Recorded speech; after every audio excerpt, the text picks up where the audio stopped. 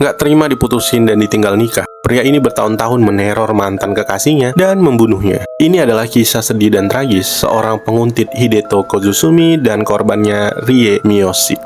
Rie dan Hideto.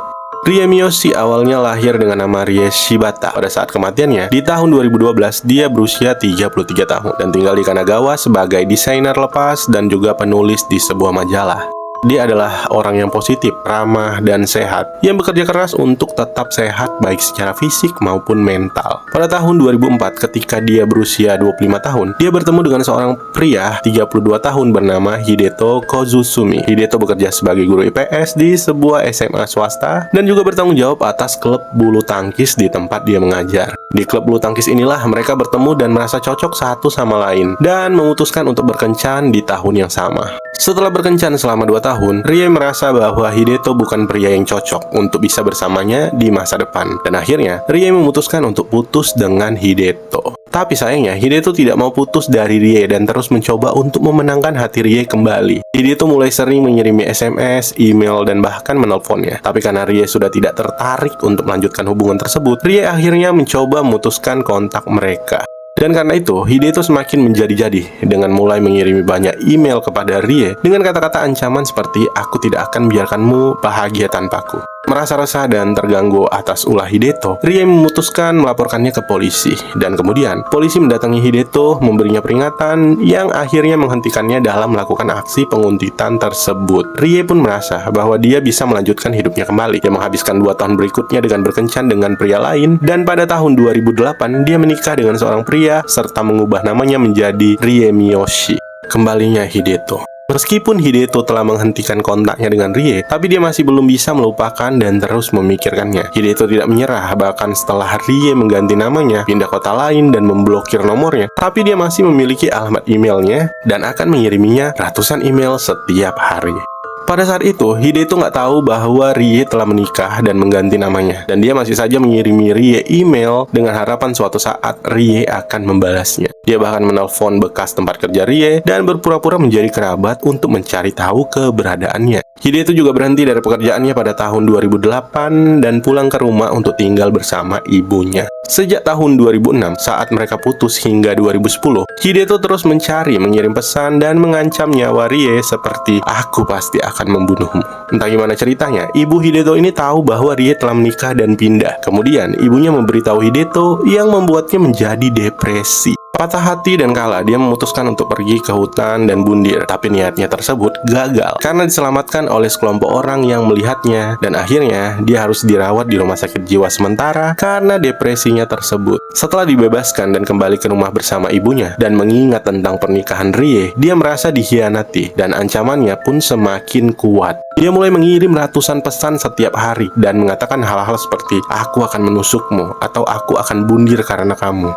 Sebelum percobaan bundir, polisi telah menghubungi keluarga Hideto dan memperingatkan mereka tentang perilakunya. Tapi karena Hideto yang terus mengirimi pesan bahkan dengan ancaman, Rie kembali melaporkannya ke polisi. Hideto pun ditangkap dan dijatuhi hukuman 1 tahun penjara dan 3 tahun hukuman percobaan. Sayangnya, polisi membuat kesalahan besar saat membacakan surat perintah penangkapan kepada Hideto. Saat Hideto dituntut, seorang petugas membacakan surat perintah penangkapan yang menyertakan nama baru dan sebagian alamat keluarga Miyoshi. 6 tahun menguntit. Saat itu, pada tahun 2012, ketika setelah 6 tahun menguntit Rie terus-menerus, Hideto dibebaskan dari penjara. Dan karena kesalahan polisi, dia sekarang tahu bahwa nama belakang baru Rie adalah Miyoshi. Dan dia juga tahu di kota mana Rie tinggal. Dia menghabiskan waktu berbulan-bulan mencari petunjuk yang bisa membantunya menemukan di mana Rie berada. Dia bisa mendapatkan beberapa informasi dari media sosialnya yang menunjukkan dengan tepat di wilayah Jepang mana Rie berada dan wilayah tempat tinggalnya secara umum. Dia juga dapat menemukan nama suami Rie dan mulai memposting pesan di forum online untuk mencoba mencari tahu bagaimana dia bisa menemukan alamat pria tersebut.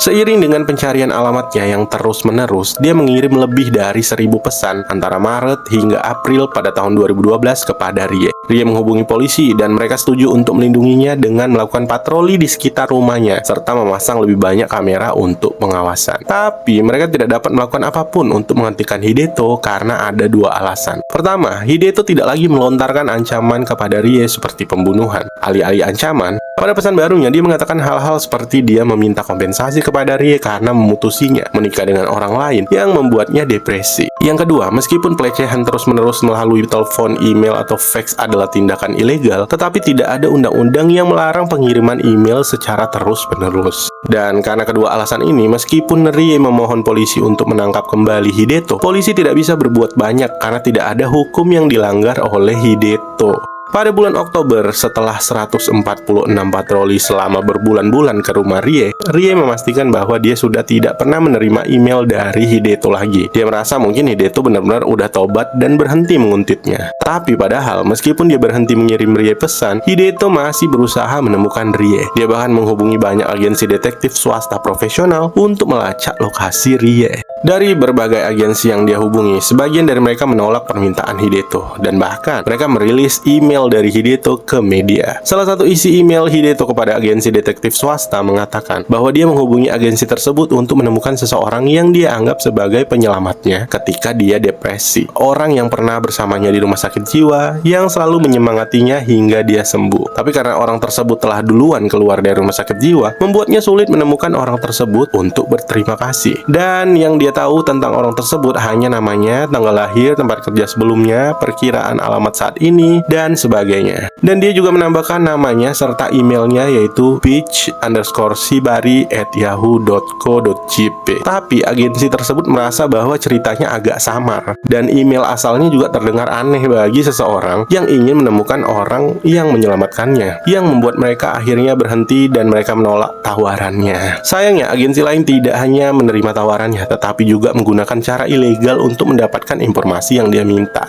Agen tersebut menelepon kantor pajak kota dan berpura-pura menjadi suami Rie untuk memastikan alamatnya. Dia mendapatkan informasi tersebut dalam waktu 24 jam setelah permintaan Hideto dan menyampaikan informasi tersebut kepadanya pada tanggal 5 November tahun 2012. Kejahatan. Pada tanggal 6 November tahun 2012, di hari ulang tahun Hideto yang ke-40, dia tiba di alamat yang dia dapatkan dari agen dengan membawa kotak, pisau, dan tali. Siang harinya, Hideto berjalan ke rumah Rie dengan sebuah kotak kardus yang mungkin digunakannya untuk berpura-pura bahwa dia adalah seorang pengantar barang. Begitu sampai di depan rumah, dia menemukan sebuah jendela yang tidak terkunci dan masuk ke dalamnya. Dia menyergap Rie yang sedang berada di rumah sendirian, menikamnya berulang kali, dan pada jam 2 siang, Rie meninggal karena kehilangan banyak darah. Setelah menikam Rie hingga tewas, Hideto naik ke lantai 2 dan menggunakan tali untuk gantung diri dari balkon. Seseorang di lingkungan itu melihat mayat tergantung di jendela sekitar pukul 3:30 sore dan polisi pun dipanggil.